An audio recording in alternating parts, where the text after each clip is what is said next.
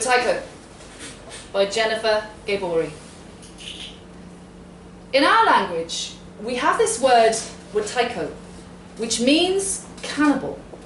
One who eats not literally the flesh and blood of another, but who eats the life of another.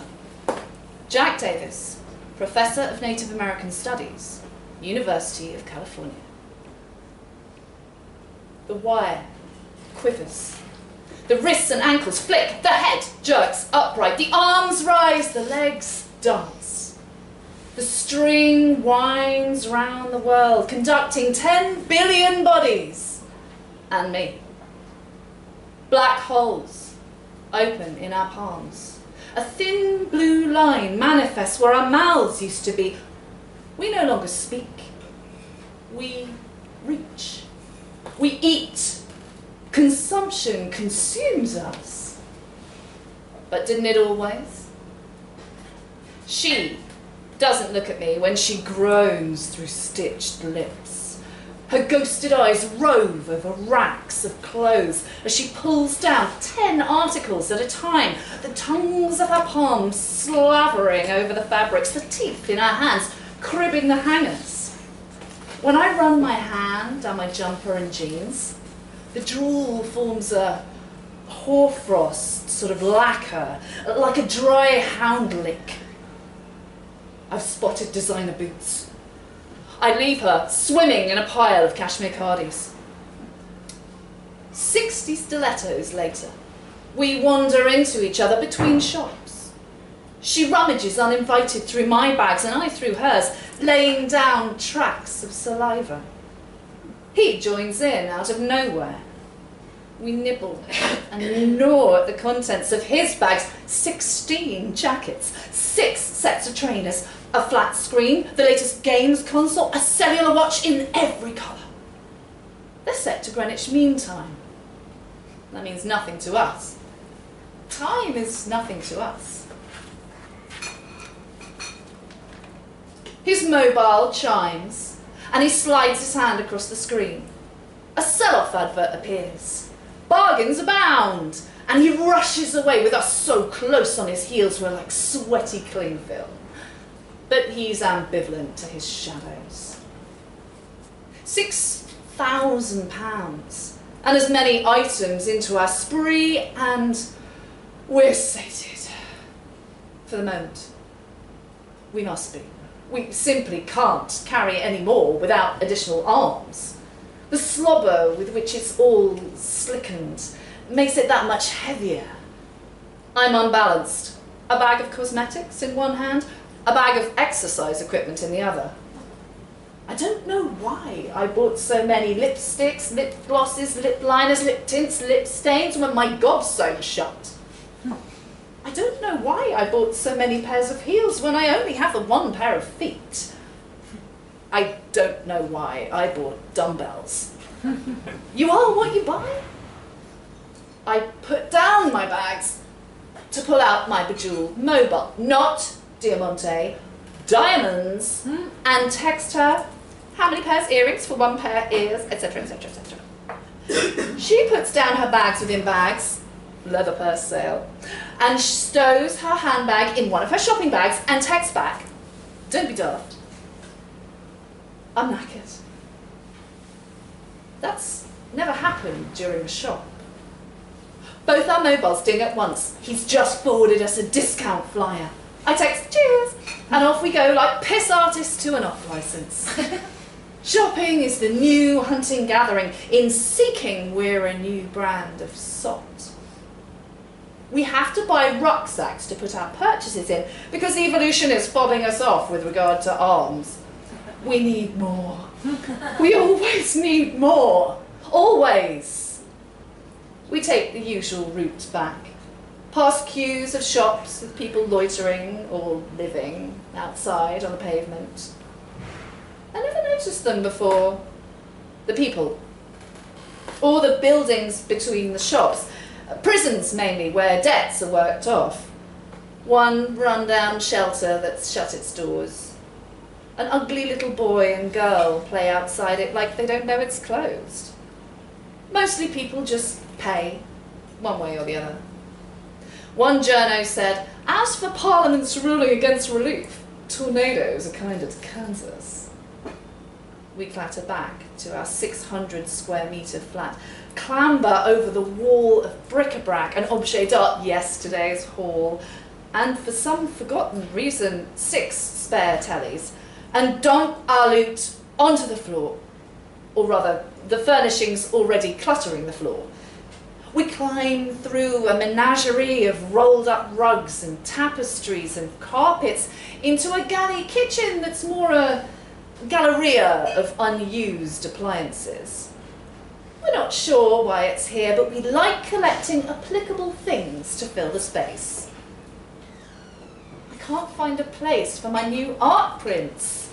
The walls are completely papered by the same. And by clocks. All tick-tocky. Time to find a bigger flat. We work 300 hours a week between us, so we should be able to afford it.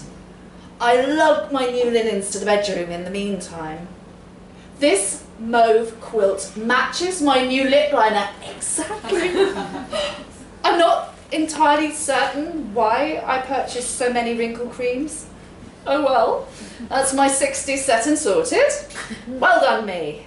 Better to have and not need than need and not have. She follows me in, dragging a mesh tote full of party-coloured nail varnishes. I text her, you bought 16 blues? She texts back, sky blue, baby blue, arctic blue, royal blue, navy blue, powder blue, true blue, midnight blue, periwinkle blue, phthalo blue, Tory blue, indigo blue, cornflower blue, Asia blue, cerulean blue, angel Gabriel blue. I text back, brilliant, and grin at her like I'm thick. It's a wonky sensation smiling, like a hanger's in my mouth. I stop. She spills a bag of sequined clutches onto my bed. She can't get into her room for the pile of stuff blockading it, all of it supported by the column of a grandfather clock. Tick-tocking. Time to invest in another storage locker. I ferret through the yellow polishes, ranging from ochre to neon with names like Back in Flats, Golden Girl, Material World, Midas, Radioactive. Then the purples, Ultraviolet, Mulberry Wine, Lady in Lavender, Time of the Lilacs, Plummy Mummy. And the reds, Maroon 6, Frankly Scarlet, Red Letter, Infrared, Cherry Bomb, Bloodshot, Great Fire of London, Ruddy Study. I start wondering why anyone would buy a nail polish in the shade bubonic.